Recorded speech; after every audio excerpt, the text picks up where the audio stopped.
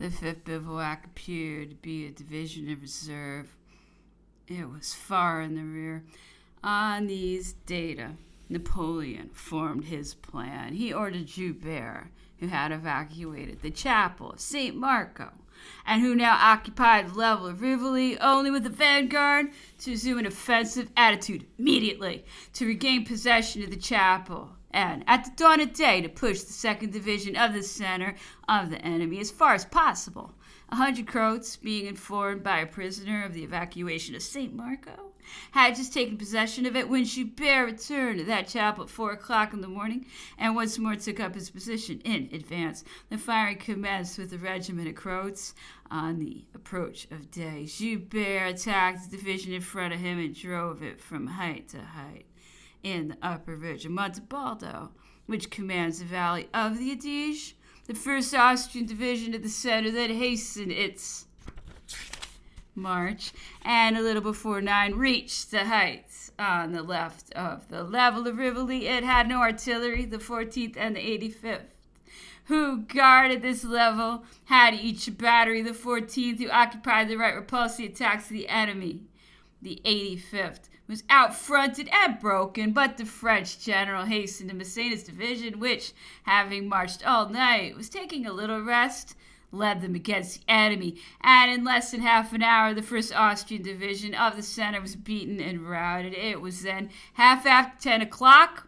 The Austrian Division of the left, composed of 3,000 infantry, 5,000 or 6,000 cavalry, all the wagons and the heavy baggage of the army, was at the bottom of the valley, and hearing the first firing near the level, and perceiving that Joubert, who was a league in advance, had now no force at the chapel of St. Marco, detached some battalions of light troops to ascend and occupy it, and to take Joubert in the rear. When these battalions were halfway up, the enemy ventured to debouch with 12 pieces of cannon, 2 or 3 battalions of infantry, and 1,000 cavalry. This operation was difficult. It was an absolute escalade. Joubert, having perceived it, sent 3 battalions in double quick time, who reached the chapel before the enemy and precipitated them to the bottom of the valley. A battery of 15 pieces placed on the level of Rivoli showered case shot on that part of the column of the left which had begun to debouch. Colonel Leclerc charged by platoons with 300 horse. LaSalle, chief of squadron, was at the head of the first platoon, and by his intrepidity decided the success of the charge. The enemy were overthrown in the ravine. All that had debouched were taken, infantry, cavalry, and artillery. At 11 o'clock, the column of the right of the Austrian army arrived at the position marked out for it, where it met with our division of reserve from Desenzano. The enemy stationed 1 brigade for the purpose of keeping our division in check. Their other brigade, 4,000 strong, took post on the eminence on the 2 sides of the road from Verona to the level of Rivoli. They had no artillery. They thought they had turned the French army, but it was too late. Scarcely had they climbed the height when they witnessed the rout of the 3 Austrian divisions of the center and left, and 12 to 15 pieces of the reserve of artillery were turned against them. After a brisk cannonade, they were attacked, surrounded, and all taken prisoners. The 2nd Brigade, which was more in the rear in position against the reserve from Desenzano, began its retreat. It was hotly pursued. Great number of the soldiers who composed it were killed or taken. It was 1 o'clock in the afternoon. The enemy were retreating from all points and closely pursued. Joubert advanced with such rapidity that at one moment we thought the whole of Alvinci's army was taken. Joubert reached the steps, the enemy's only retreat, but Alvinci, sensible of his danger, marched with his troops of reserve, checked Joubert, and even made him give some ground. The battle was won. We had taken some cannon, colors, and a great number of prisoners. 2 of our detachments, who were coming to join the army, fell in with the division which had cut us off from the Verona road. A report was immediately spread in the rear that the French army was surrounded and lost. During this battle, the general-in-chief was several times surrounded by the enemy. He had several horses killed and wounded. Chabot occupied Verona with a handful of troops, but the Caldiero division had suffered so much on the 12th at Saint Michel that it had not been able to molest him. It merely kept its position, a passage of the Dige by Prevera.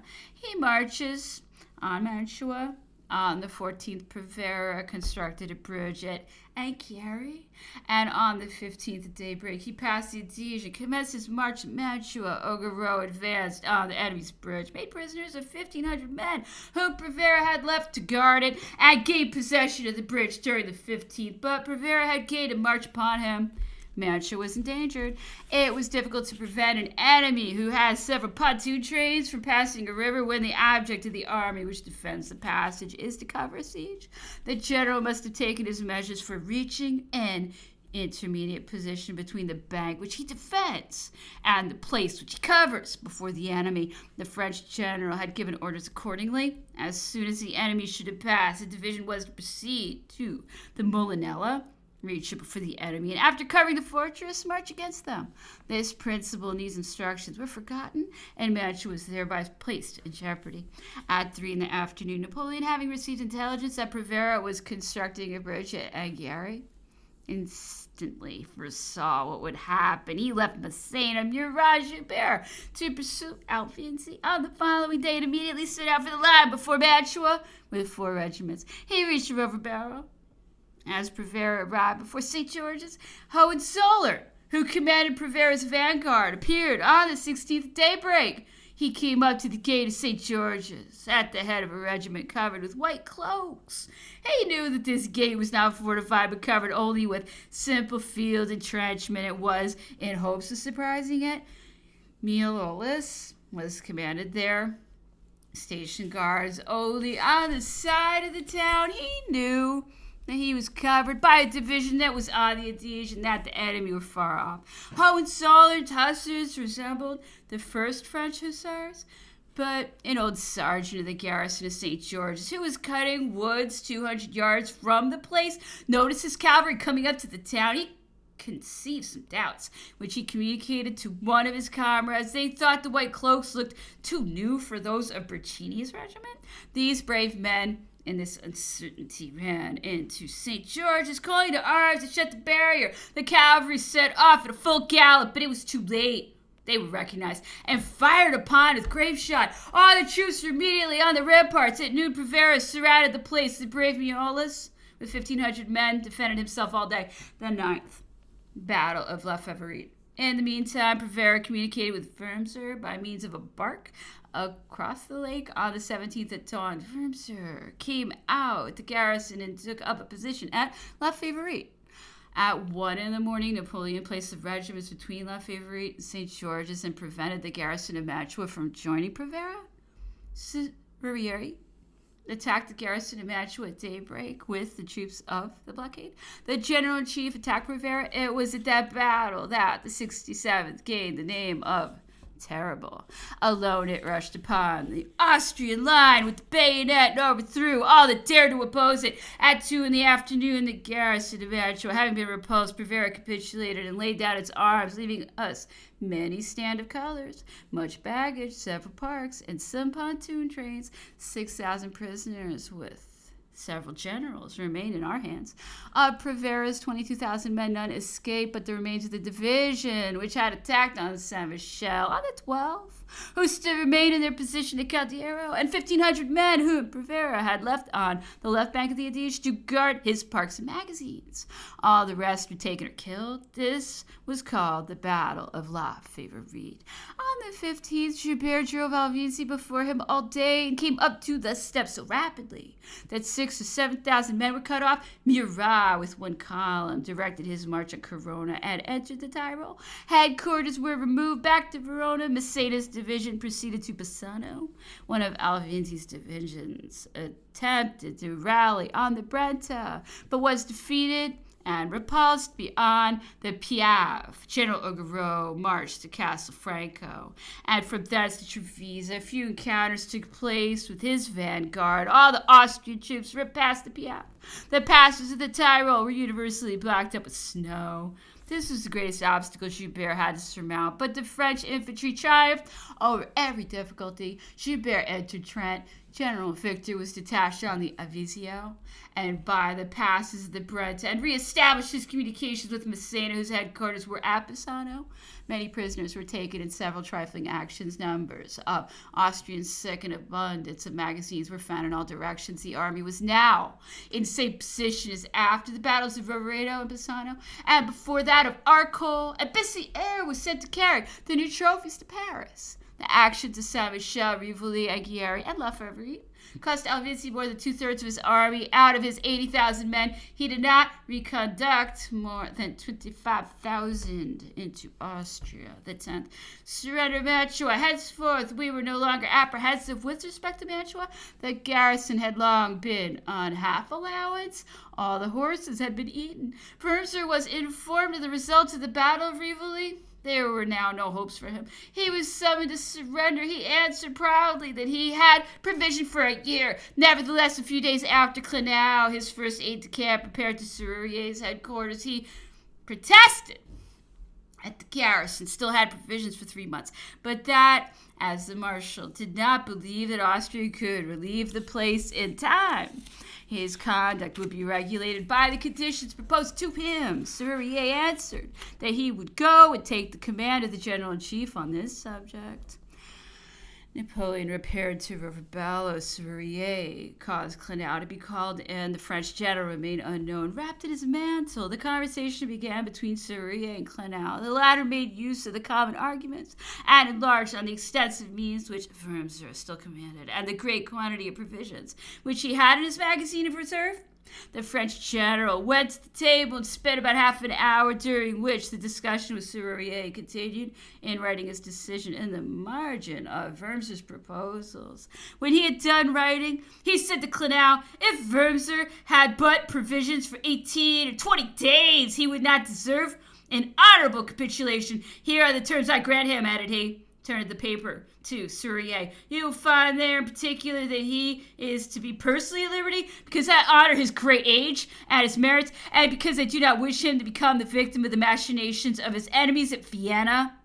If he opens the gates tomorrow, he shall have the terms I have just written. If he delays a fortnight, a month, or even 2, he shall still be allowed the same conditions. He may now, therefore, hold out to his last bit of bread. I shall set out directly to pass the Po and march on Rome. You know my intentions. Go communicate them to your general. Clenau, who at first comprehended nothing of this address, soon guessed with whom he had to do. He examined the decisions, the perusals of which filled him with gratitude and admiration, and conduct so generous and unhoped for. Dissimulation was no longer necessary, and he confessed that he had not provisions for more than 3 days. Wurmser sent an invitation to the French general, as he was to cross the Po to pass it at Mantua, which would have saved him much distance and difficulty, but all arrangements for the journey were already made. Wurmser wrote to him to express his gratitude, and a few days afterwards sent an aide-de-camp to him at Bologna to inform him of a plot to poison him, which was to be executed in Romania, and gave him the necessary information to preserve himself. This communication was useful. General Serurier, therefore, presided over all the details of the surrender of Mantua, and saw the old marshal and all the staff of his army file off before him. Napoleon was by that time in Romania. The indifference with which he declined the flattering spectacle of a marshal of great reputation, generalissimo of the Austrian forces, at the head of his staff, delivering up his sword, excited great astonishment throughout Europe. Note by the editor, written under dictation. First, Alvinzi, whatever may be said in the different reports, had 80,000 men, including Prevera's troops. The forces of the Tyrol amounted to about 50,000 men. Prevera had 25,000, of whom 7,000 fought at Saint-Michel, and 18,000, forming 2 divisions, marched on Mantua. Of these 18,000 men, 3,000 remained in the rear, 10,000 advanced to St. George's, and 5,000 remained behind on the Molinella to repel the movement of Augereau, who was following. These were all taken. If only 7,000 prisoners were found in Prevera's column, it was because he had engaged twice at Aguirre and St. George's, besides fighting the Battle of La Favourite. in which affairs he lost many men. And because many of the Austrian soldiers who went into the hospitals are not included in the number of prisoners, the reports notice only 23,000 prisoners, but the truth is the French took more than 30,000. Generally speaking, the army did not take good care of its prisoners, but let a great number escape. The cabinet of Vienna had organized establishments in Switzerland and on the roads to facilitate their desertion. It may be estimated that a fourth of the prisoners escaped on their way to the central headquarters, and another fourth on their way to France, where not more than half the prisoners who were taken arrived. Many were also crowded together in the hospitals. Secondly, if accordingly to the official report, Bessières only presented 71 stand of colors to the directory, it was because 13 remained behind, owing to some of the mistakes which are usual in the movements of a grand staff. They will be found amongst those which Augereau subsequently presented after the taking of Mantua. Thirdly, of the 60 stand of colors which Augereau presented to the directory, 13 were remains of the trophies of Rivoli and La Favorite, which Bessières ought to have presented. The other 47 were found in Mantua, and prove how numerous were the regimental establishments of Wormser's army shut up in that place. Augereau was chosen to carry these colors in recompense for the services he had rendered the army, particularly at the Battle of Castiglione. It would nevertheless have been more natural to have sent them by Massena, who had very superior claims, but the general-in-chief had much more dependence on the latter with a view to the campaign in Germany, and did not choose to part with him. Some people thought that Napoleon, perceiving that there were persons who endeavored to raise the reputations of General Augereau to an extravagant pitch, was glad to send him to Paris in order to give everyone an opportunity of forming a just estimate of the character and talents of this officer, who could not fail to suffer by the examination. Others, on the contrary, were of opinion that the object of the general-in-chief was to fix the attention of Paris on one of his lieutenants. Augereau was a Parisian. Third day of the Emperor's seclusion, recapitulation of his history. May 1st, the Emperor kept his room today as he had done yesterday. I felt ill from the fatigue of my ride from the Briars. I had a slight degree of fever accompanied by great lassitude. The Emperor sent for me about 7 o'clock in the evening. I went to his chamber and found him reading Roland, whom he accused, as usual, of being too indulgent a historian. He did not appear to have been indisposed, and even said he was very well, but this only rendered me the more uneasy at his seclusion and his calmness of manner. He put off dinner to a later hour than usual and detained me with him. He called for a glass of Constantia some time before dinner, as he generally does when he feels the want of excitation. After dinner, he looked over a few of the addresses, proclamations, or acts of goldsmiths in perfect collection. The perusal of some of these documents seemed to interest him. Then, laying down the book, he began to walk about and said, "After all, let them abridge, suppress, and mutilate as much as they please. They will find it very difficult to throw me entirely into the shade. The historian of France cannot pass over the empire, and if he have any honesty, he will not fail to render me my share of justice. His task will be easy, for the facts speak for themselves. They shine like the sun. I closed the gulf of anarchy and cleared the chaos. I purified the revolution, dignified nations, and established kings. I excited every kind of emulation, rewarded every kind of merit, and extended the limits of glory. This is at least something. And at what point can I be assailed at which any historian cannot defend me?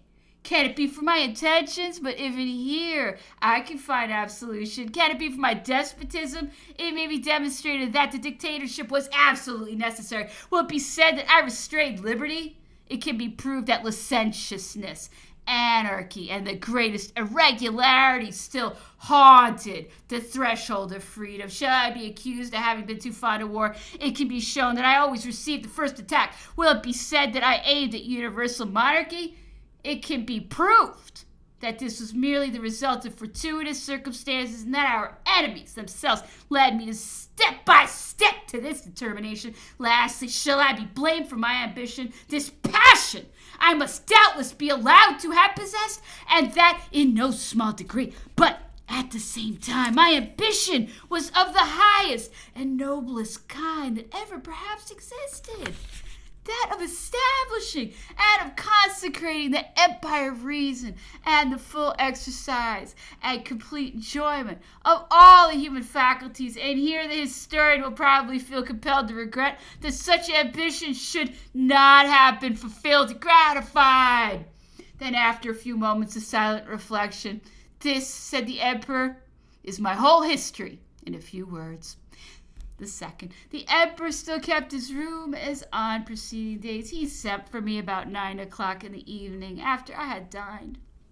He had seen no one during the day. I remained with him till 11 o'clock. He was in good spirits and appeared to be well. I assured him that the days which we passed without seeing him seemed very tedious, and that we feared his health would suffer from close confinement and the want of fresh air. For my own part, this seclusion caused me great uneasiness and affliction. He went to bed half an hour before he dismissed me. He said his legs refused to support him. He felt fatigued with walking, though he had only taken a few turns with me in his chamber. He spoke a great deal of the Legion of Honor, of Goldsmith's collection, and of the Moniteur. Respecting the latter, he said that it was certainly a very remarkable circumstance, and one of which few besides himself could boast, that he had made his way through the Revolution at so early an age and with so much notoriety, without having to dread the Moniteur.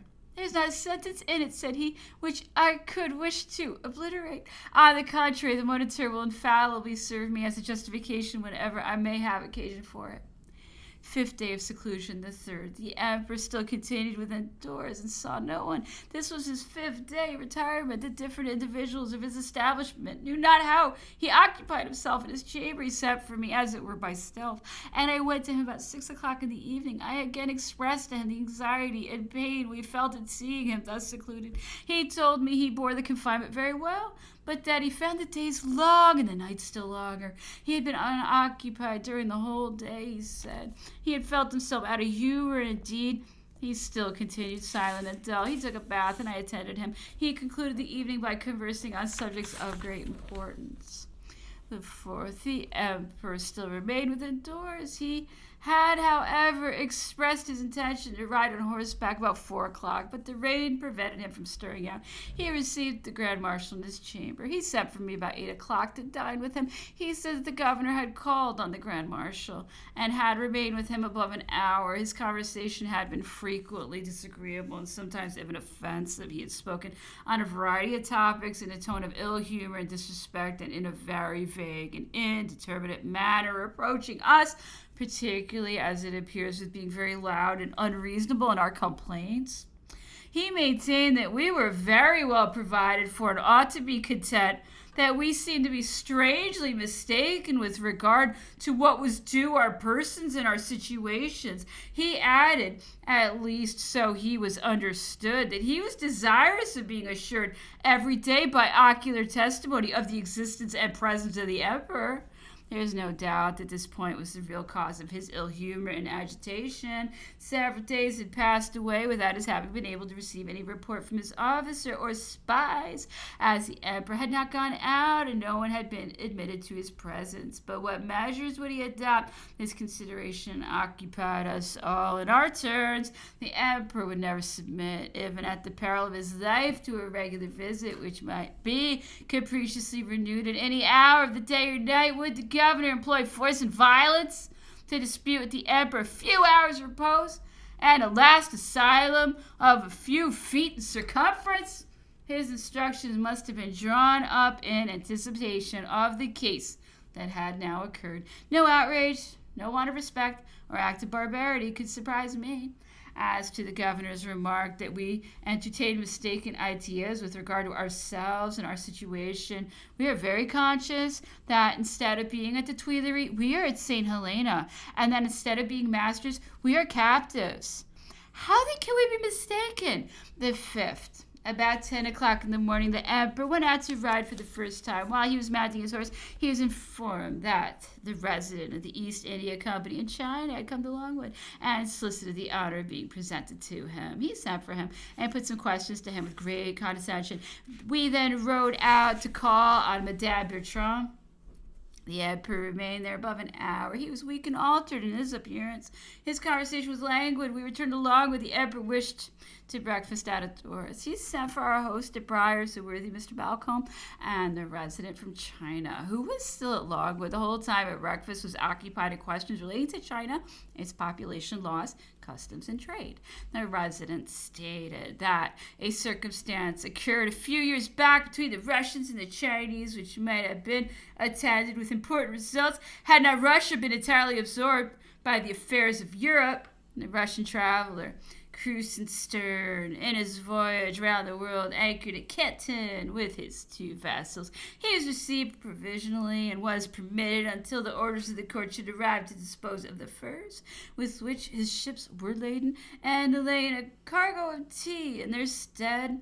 The orders from the Chinese court were delayed for more than a month, and Mr. de Krusenstern had set sail 2 days before they arrived. They directed that the 2 vessels should quit the port immediately, that all trade with the Russians in that quarter was prohibited, that enough had been conceded to their emperor by land in the north of the empire, that it was monstrous in him to attempt to extend his intercourse in the south by sea, and that strong displeasure would be manifested towards those who had shown them that course. The order further decreed that in the event of the ships having sailed before the arrival of the answer from Pekin, the English factory should be charged to communicate it through Europe to the Emperor of Russia. Napoleon felt very much fatigued with his short ride.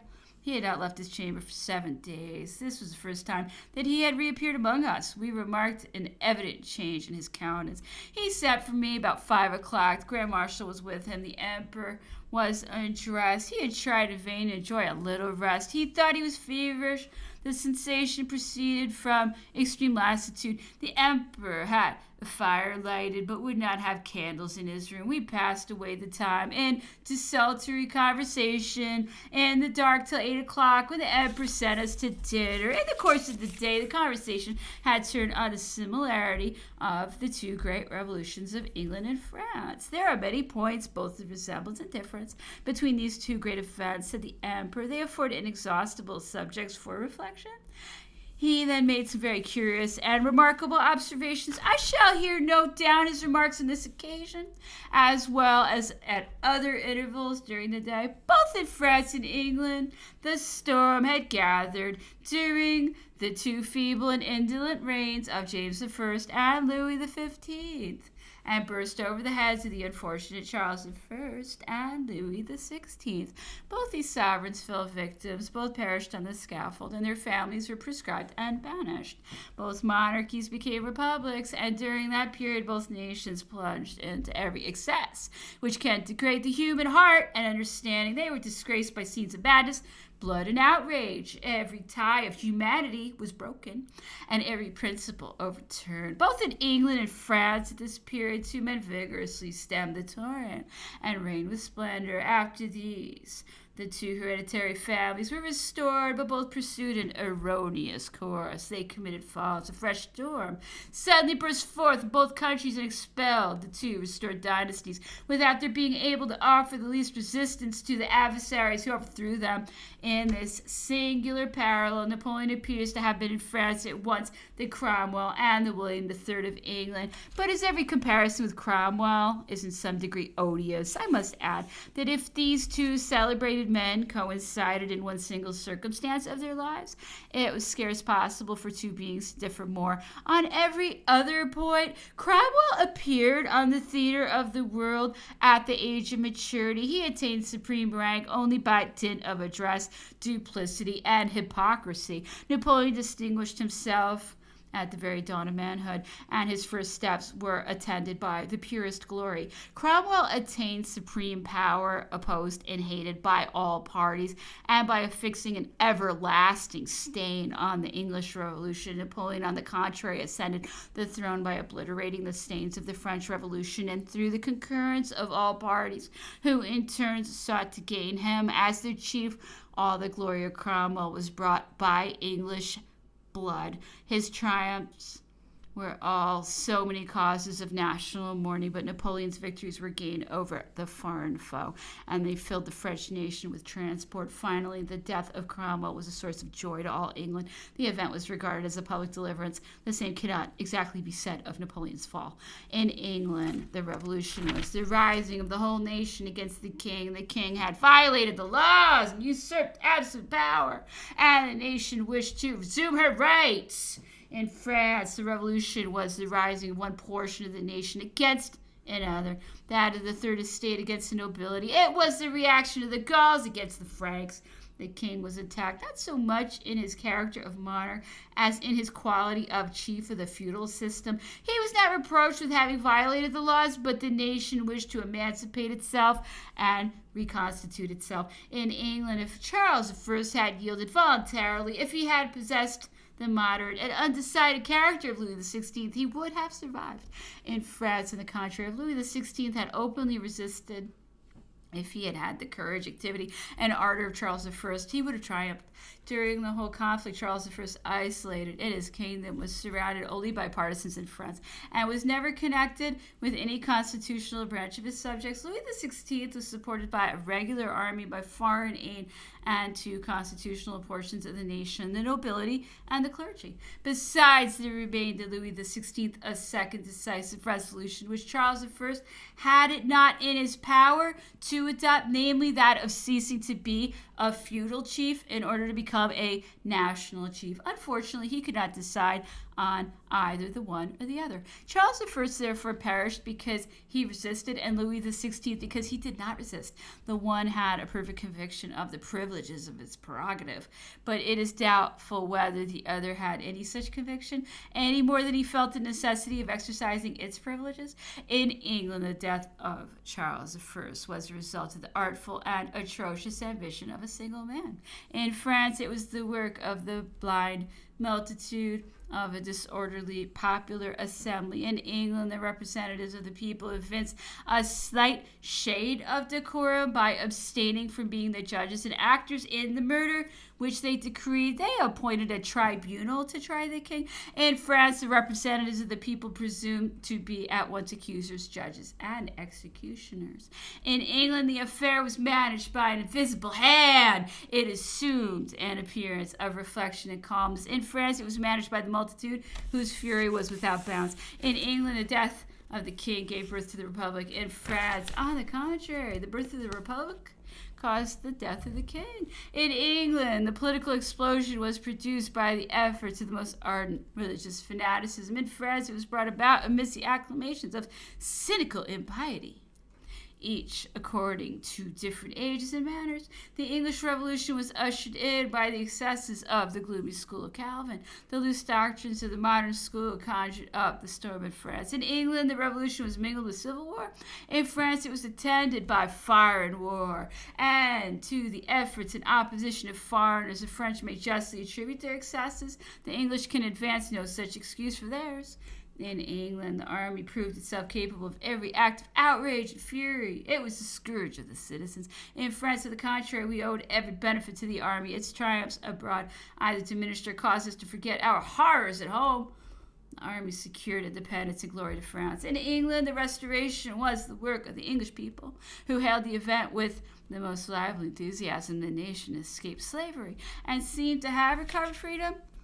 It was not precisely thus in France. In England, a son-in-law hurled his father-in-law from the throne. He was supported by all Europe, and the memory of the act is revered and imperishable. In France, on the contrary, the chosen sovereign of the people, who had reigned for the space of 15 years with the assent of his subjects and foreigners, reappeared on the theater of the world to seize a scepter which he regarded as his own. Europe rose in a mass and outlawed him.